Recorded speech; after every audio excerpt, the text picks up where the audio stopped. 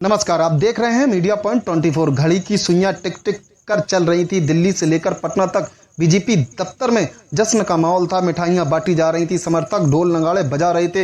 एक युवा चेहरे के नाम पर मोहर लग चुकी थी, लेकिन ठीक 28 घंटे बाद अचानक एक ऐसा फोन कॉल आता है जिसने बिहार से लेकर देश की राजधानी तक सियासत के सबसे बड़े सुरमाओं के पैरों तले जमीन खिसका दी। एक ऐसा फैसला जिसने हर राजनीतिक पंडित को हैरान कर दिया है। महज 28 घंटे के भीतर घोषित प्रत्याशी का टिकट कट जाता है। जी हां, बंकीपुर विधानसभा सीट जो बीजेपी का अवैध किला मानी जाती है, वहां एक ऐसा राजनीतिक भूचाल आया है जिसने चाणक्य कहे जाने वाले रणनीतिकारों को भी बैकफुट पर धकेल दिया है। आखिर 28 घंटे के भीतर ऐसा क्या हुआ कि पार्टी को अपना फैसला बदलना पड़ा? क्यों अभिषेक सिन्हा उर्फ बंटी का पत्ता साफ कर दिया गया? आधिकारिक तौर पर कहा गया कि पारिवारिक कारण, लेकिन सत्ता के गलियारों में जो इनसाइड स्टोरी तैर रही है, आज हम उस राजनीति की सबसे बड़े चक्रव्यूह का विश्लेषण करेंगे। दोस्तों, बांकीपुर की ये सीट कोई आम सीट नहीं है। ये वो सीट है जहां से नितिन नवीन का दबदबा रहेगा। लेकिन जब नितिन नवीन को बीजेपी का राष्ट्रीय अध्यक्ष बनाया गया और वो राज्यसभा के लिए निर्वाचित हुए तो उन्होंने इस सीट से इस्तीफा दे दिया। इसके बाद तय हुआ उपचुनाव, 30 जुलाई को वोट डाले जाना है।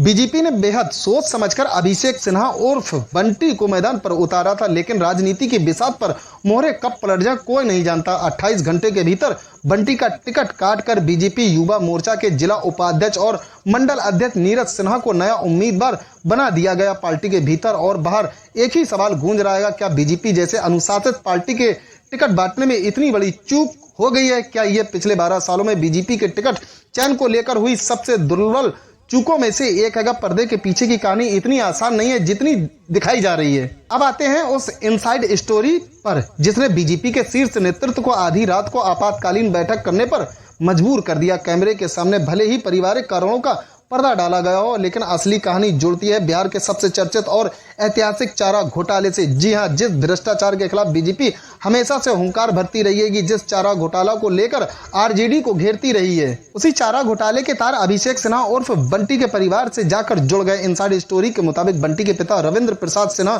मेसर्स मगध केमिकल कॉर्पोरेशन में मैनेजर थे। उन पर फर्जी बिलों के जरिए सरकारी खजाने से पैसे निकालने के गंभीर आरोप थे, जो अदालत में साबित हुए। उन्हें 3 साल की जेल और 50,000 रुपए का जुर्माना लगाया गया था। इतना ही नहीं, बंटी की मां चंचला सिन्हा भी इस मामले में दोषी पाई गई। उन्हें भी 3 साल की जेल और 80,000 रुपए की जुर्माने की सजा सुनाई गई थी। जैसे ही ये जानकारी दिल्ली के दरबार तक पहुंची, नेतृत्व के कान खड़े हो गए। लेकिन कहानी यहीं खत्म नहीं होती। बंटी के शैक्षणिक सर्टिफिकेट यानी पढ़ाई लिखाई के कागजातों और उनके नामांकन में दी गई व्यापारिक जानकारियों में भी भारी गड़बड़ी की बात सामने आई। बीजेपी को समझ आ गया था कि अगर ये उम्मीदवार मैदान में रहा तो नैतिकता की राजनीति का उनका पूरा महल ताश के पत्तों की तरह ढह जाएगा। इस पूरे मामले में सबसे बड़ा टर्निंग पॉइंट था विपक्ष का वो चक्रव्यूह जिसे चक्रवर्ती रणनीतिकार प्रशांत किशोर बुन रहे थे। जन स्वराज के मुखिया प्रशांत किशोर, जो खुद इस बार बंकीपुर के रण में सीधे तौर पर बेहद सक्रिय हैं, वो इस ताक में बैठे थे कि बस एक बार नामांकन की आखिरी तारीख बीत जाए। पीके की